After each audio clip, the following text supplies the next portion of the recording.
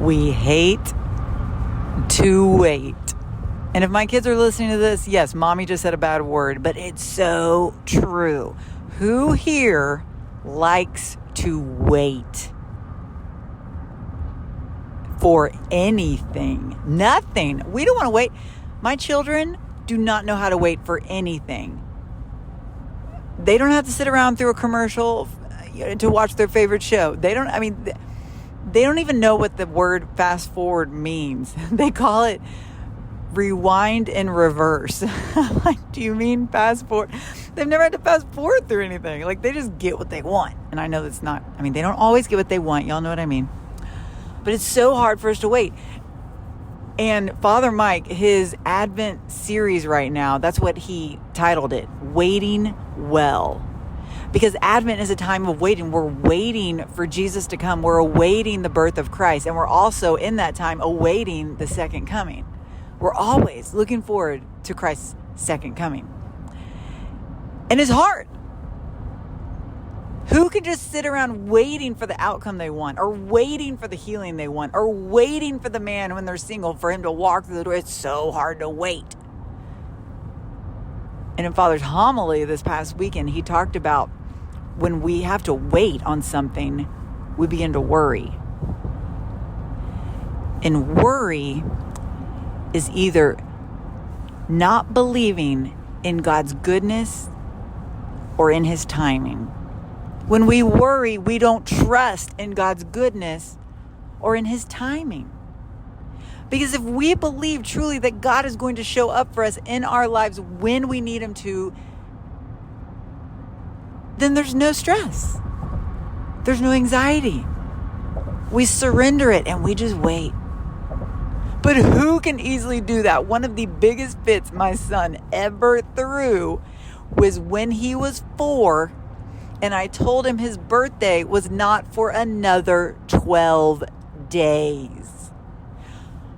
Oh my gosh, like there's anything I can do about a calendar and rearranging, what the world follows. Like, I cannot help. I'm so sorry, you're going to have to wait another 12 days. And he lost his mind. Even today, we had a sales meeting and a whole team of salespeople had to wait around to get their computer update. And you would have thought they were like caged animals. Like, well, I don't know what do I do? Why are we still here? Why is this taking so long?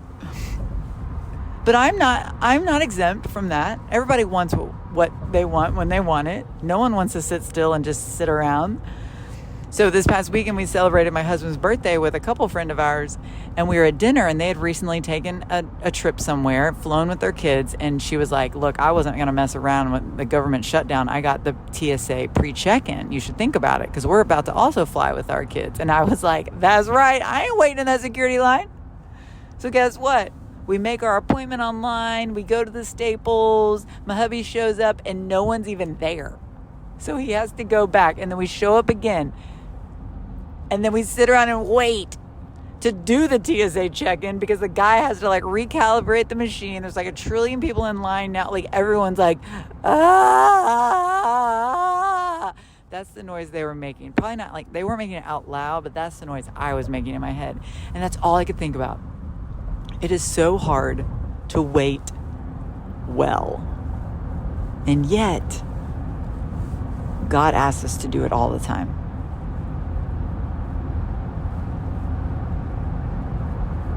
The Jews had to wait generation after generation for the Messiah to come. And Jesus finally did, but so many of them never saw that and had that realized in their lifetime.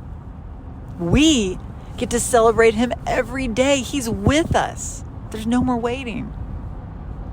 Yes, we wait to be together with him forever in heaven, that eternal life, that eternal friendship with God. But not here. We got to wait through trials. We got to wait through frustrations.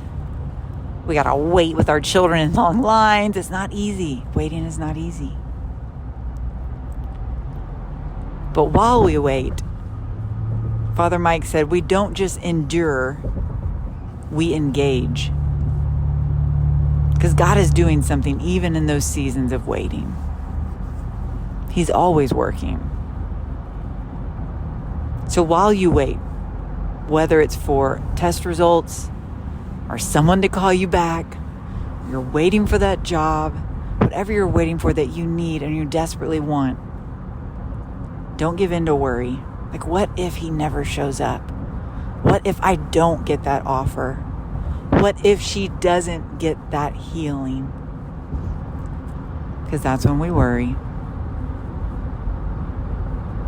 And as Father Mike said, when we worry, either we don't trust in God's goodness or in his timing.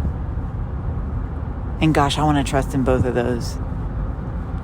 So Lord, just help us surrender these times when we have to wait on you, and help us to be patient, because you are so patient with us. So I love you, homies. Peace out, and I hope you wait well.